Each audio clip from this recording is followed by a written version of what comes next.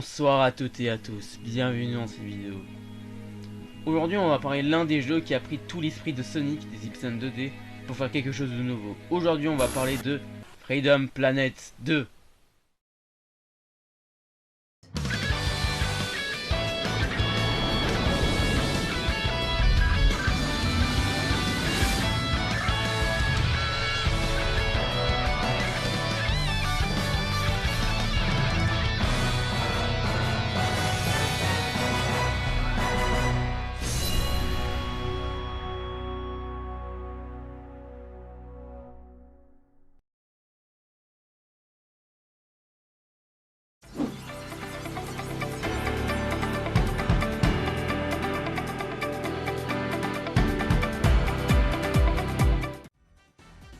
Avant toute chose, et avant de s'attaquer au deuxième épisode, on va revenir sur les origines en parlant de son histoire. Tout a commencé aux États-Unis vers 2011. Une certaine personne, Sabrina Didora, à ce moment-là, qui à l'époque est déménagée aux États-Unis et d'origine de Danemark pour trouver un nouveau boulot. Puis soudain, il rencontre l'équipe de Sonic Retro. Pour ceux qui connaissent pas, Sonic Retro est un site qui héberge toute la communauté Sonic, dont des ROM hacks, des fangames, des jeux ou même des informations sur l'univers Sonic, plus un forum. Mais en même temps, il rencontrera le directeur en chef du site de Sonic Retro, à savoir Christian Walker, qui était gérant à ce moment-là. Puis ensuite après cela, il va y aller dans un autre studio pour développer d'autres titres de la licence Sonic, à savoir les portages mobiles, puis plus tard Sonic Mania. Mais bon, revenons au sujet. Et comme qu'entre deux, ils s'entendent bien, et comme qu'elle aussi était programmeuse, et qu'en plus, le directeur connaissait pas mal de groupes de développeurs et un ROM hack et fangame, ils ont dit que ça aurait été bien de créer un tout nouveau fangame avec cette équipe. Et du coup, ils ont ramené plein de groupes, comme par exemple le groupe de Sonic Megamix, qui est un ROM hack qui est plutôt intéressant et que je vous conseillerais vivement, et autres. Et pendant le développement, soudain, il y a eu une idée. Et si on faisait à la place d'un fangame un tout nouveau jeu? Puis ils ont changé les graphismes, les designs et développé une première version sur Pico 8. Pour ceux qui connaissent pas, c'est en quelque sorte un petit moteur basant sur peu de programmation. Enfin bref, après cela et après des longs mois de développement, il montrera au Kickstarter et au final le jeu a eu un succès. Un succès tellement incroyable qu'il dépassait même Nightmare Number 9 à ce moment-là. Et puis enfin le jeu sort sur PC, Wii U, en exclusivité temporaire. Je sais qu'il sort sur Switch et PS4 bien sûr. Voilà un peu pour le résumé des origines. Maintenant on peut reprendre directement avec tout le contexte qu'on a pour la suite du jeu. Après le succès incroyable qui était à ce moment-là, on est en 2017 et une annonce fulgurante d'une suite. Il y a eu même une démo, mais cependant ça a pris trop de temps et comme vu qu'à ce moment-là c'était une certaine maladie. La plupart des équipes sont parties pour faire d'autres projets, mais au final le jeu est sorti finalement sur PC en septembre 2022, puis plus tard sur les autres consoles en 2023, comme que j'ai pas eu les dates au moment où j'écris cette vidéo. Enfin bref, passons à l'histoire.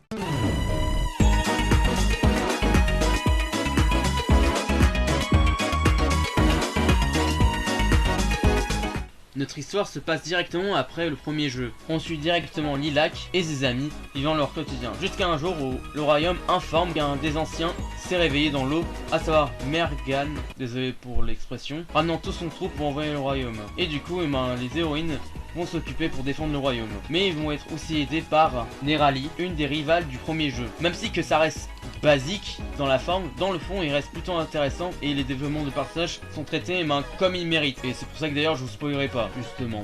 Bref, dans la forme simple, mais dans le fond c'est excellent. Après cela, passons directement au gameplay.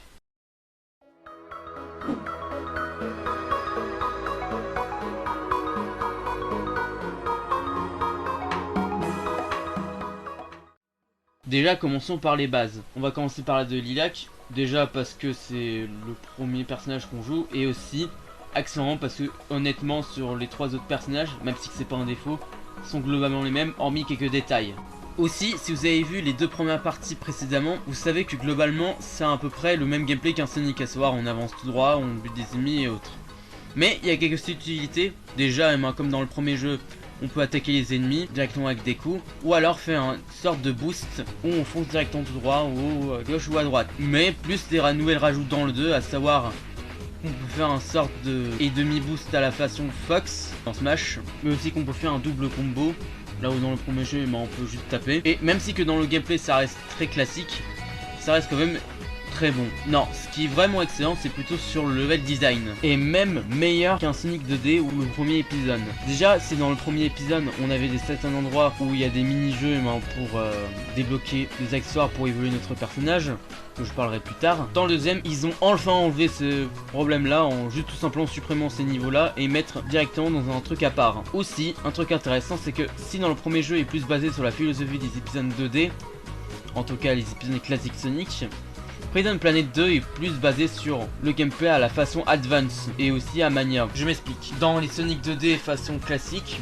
à savoir Sonic 3 ou Sonic Mania, j'ai pris l'exemple de Mania car c'est celui qui prend le plus et qui est aussi le plus classique. C'est plus la gestion de la vitesse, où là on doit éviter les ennemis et de grimper en haut comme on peut aller en bas. C'est plus le côté gestion de vitesse, comme que Sonic, la physique de Sonic sont plus basées sur la physique d'une balle de flipper. Là où dans les épisodes de Sonic Advance, c'est plus le côté de plateforme qui est plus géré que la vitesse d'une balle. Bah dans Freedom Planet 2, en tout cas, sera plus misé sur entre deux, à savoir le côté liberté du monde à la façon des Sonic classiques, mais aussi surtout le côté Advance où là les personnages sont plus légers pour avoir une meilleure jouabilité, pour un contrôle bien meilleur que le premier jeu. Tout qu'en plus on peut directement attaquer les ennemis pour avoir un meilleur score, comme on peut avoir une meilleure vitesse pour améliorer son score à la fin de niveau. Tout qu'en plus chaque personnage a son propre contrôle, même si que c'est très minime comme je citais quelques minutes.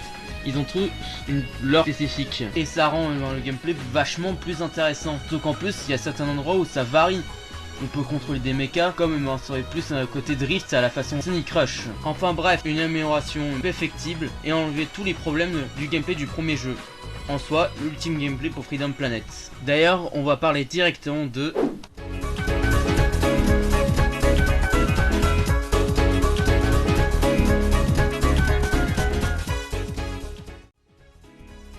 Déjà, avant toute chose, et d'ailleurs j'aurais dû dire ça bien avant pour les 4 autres épisodes, c'est globalement, graphiquement, ce n'est pas objectif, mais c'est un petit truc sympa et qui est important. Comme vu que le jeu vidéo est un média visuel, et pour ce qui est graphiquement, même si qu'il est très similaire au premier jeu, il est un peu plus sophistiqué en termes graphiques et une proposition d'une DA un peu plus meilleure au vu des artworks et autres. Et pour ce qui est de la musique, bah globalement c'est un banger et même meilleur. Là où dans le premier épisode certaines musiques sont plutôt bien mais oubliables, dans ce second la plupart des musiques sont meilleures faites et qui proposent un côté rétro. Mais bon, je vais pas trop t'éterniser là-dessus parce que globalement bah tout est excellent quoi. Tiens, d'ailleurs en parlant de reste,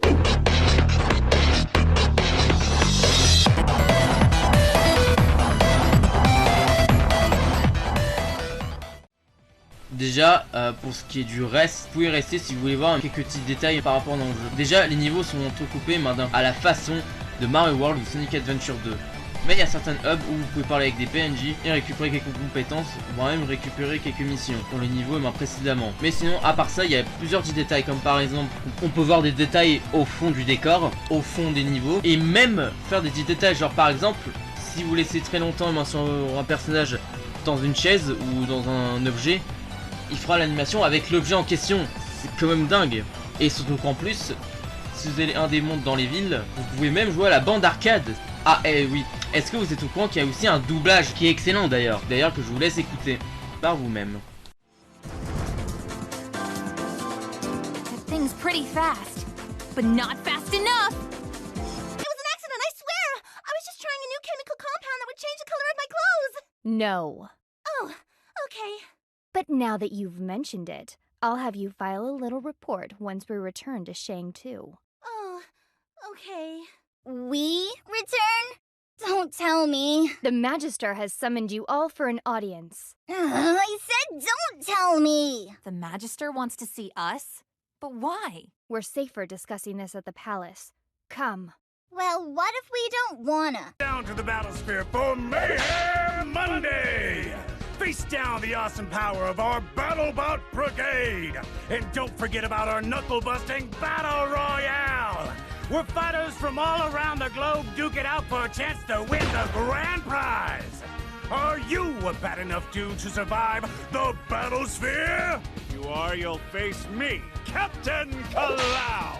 Must be 13 years old or to apply. The Battlesphere is not responsible for death, dismemberment, injuries, or hair loss of any kind. This advertisement is brought to you by Mayor Zhao and Zhaolin Entertainment Corporation. Grand prizes are subject to change at the discretion of Mayor Zhao at any time and are non-negotiable. All entrance fees are non-refundable. Enter now! Is she out of her feline mind? Et je peux encore continuer comme ça. Parce qu'on oublie souvent, mais certaines personnes disent que ça sert à rien de mettre un doublage ou encore même de mettre ce genre de petits détails comme que les gens ne remarquent pas. Alors que si, dans une immersion dans un jeu vidéo, en général, c'est important d'être cohérent avec son style graphique, son gameplay et autres.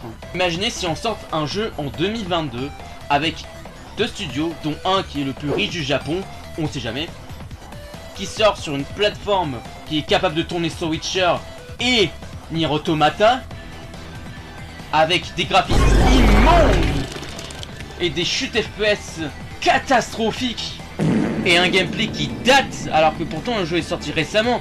Ah, et aussi il n'y a pas de voice acting, plus des bugs, hein, n'est-ce pas Pokémon? What the hell? Mais bon, ceci que mon avis, mais honnêtement ça me fait chier d'avoir ce genre de problème par rapport à ça. D'autres jeux excellents sont faits passer par des jeux qui sont juste des copier-coller du premier jeu précédemment, que ce soit God of War ou Horizon Forbidden West. Alors qu'il y a des jeux qui sont des suites et qui pourtant ils m'en proposent autre chose que juste un copier-coller.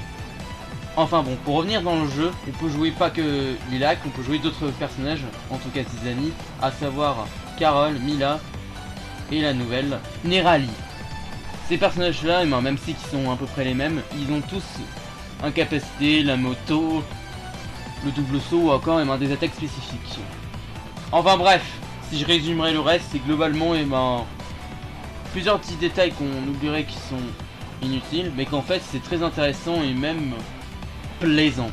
Mais bon, cela dit, il y a quand même des défauts, et on va parler dès maintenant.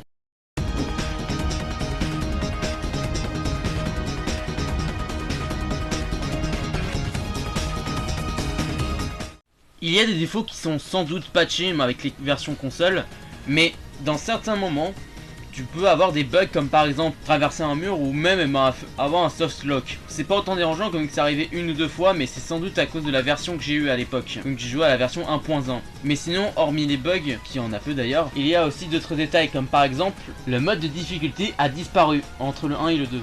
Au moins dans le 1 tu peux choisir ton mode difficulté. Pour ceux qui ont envie de commencer, ils peuvent faire le mode facile. Comme tu peux rejouer en mode expert. Là ça a été supprimé. Pourquoi?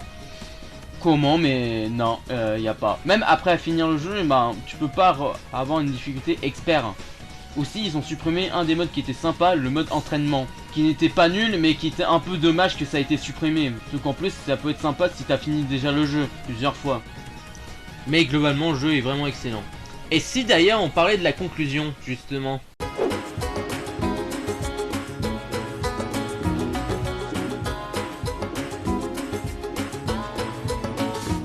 En conclusion, c'est un jeu excellent, même une pipite, avec un gameplay qui inspire pas mal de Sonic, mais qui propose autre chose que juste copier Sonic.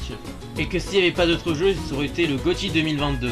En conclusion, je vous conseillerais vivement Freedom Planet 2.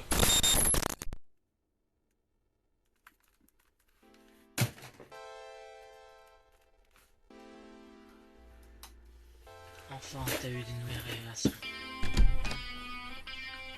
Une dernière étape arrive. Le Project Reboot a commencé. Project Pipit Games. Je compte sur toi. Code X. Nom de code. Code X.